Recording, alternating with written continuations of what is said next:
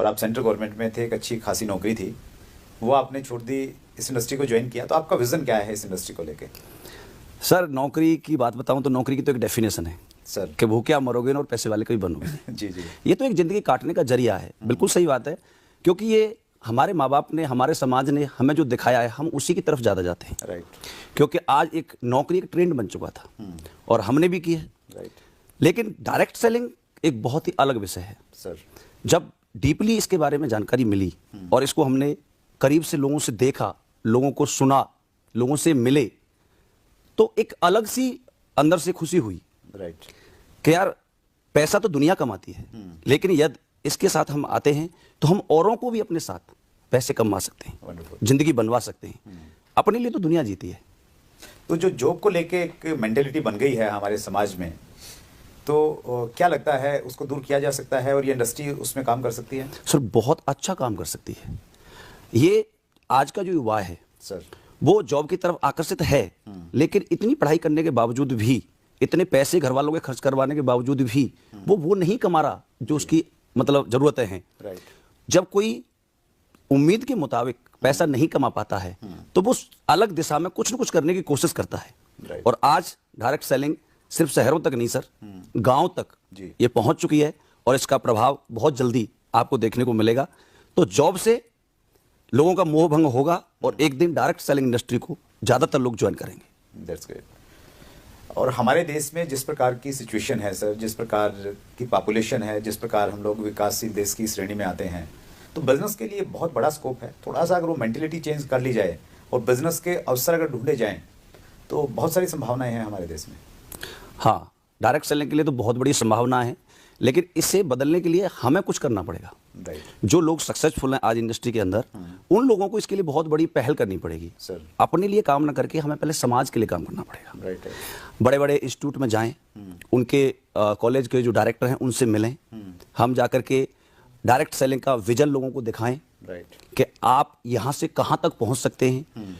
और बच्चों के माँ बाप को हम सेमिनार्स में ला करके उन्हें दिखाएं, क्योंकि वो अपने बच्चे की बात को मानने के लिए तैयार नहीं है, लेकिन एक जैसे ही माहौल में किसी के, मैंने बहुत सारे पेरेंट्स को देखा है कि घर पर मानने के लिए तैयार नहीं थे, लेकिन जैसे ही वो मीटिंग में बैठे और उन्होंने सामने देखा, वो सम्मान देखा, वो बोलने का स्टाइल देखा, वो पैसे की चाहत देखी और कमाते हुए देखा, तो आते ही सबसे पहले मिलकर कहते हैं बेटा ये बेटा तेरे हाथ में, इसे जो तू बनाना चाहते हो वो बना सकता है। तो ये सोच बदल सकती है यदि उनको हम माहौल में लाएं।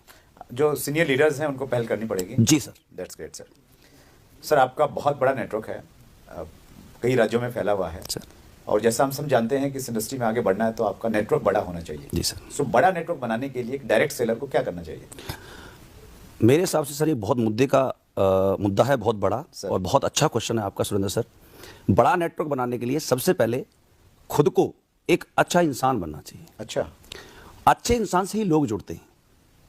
दूसरा बात, आपको इस इंडस्ट्री से जितना भी ज्ञान है वो कलेक्ट करना चाहिए और अपनी एक कोर टीम बनानी चाहिए। राइट। और उस कोर टीम को हूबहू अपनी तरह डुप्लीकेट करना चाहिए। अच्छा।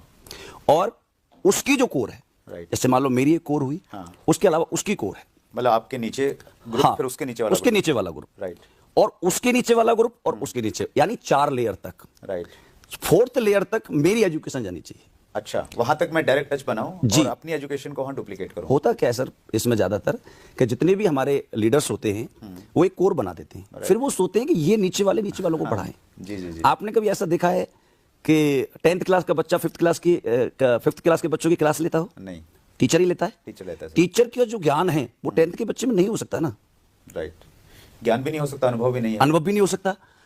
अब मान लो मैंने अपनी कोर को बताया तो वहां 80% तक नॉलेज जाएगी। Right right. वो कोर यदि नीचे बताती है तो 60% तक जाएगी और वो यदि नीचे जाती है तो 40% तक, और वो यदि नीचे की तो 20%। राइट। यानी यदि मेरा टैलेंट 4th लेयर तक चला जाए राइट। तो सबके पास इक्वल इंफॉर्मेशन होगी, इक्वल ज्ञान होगा।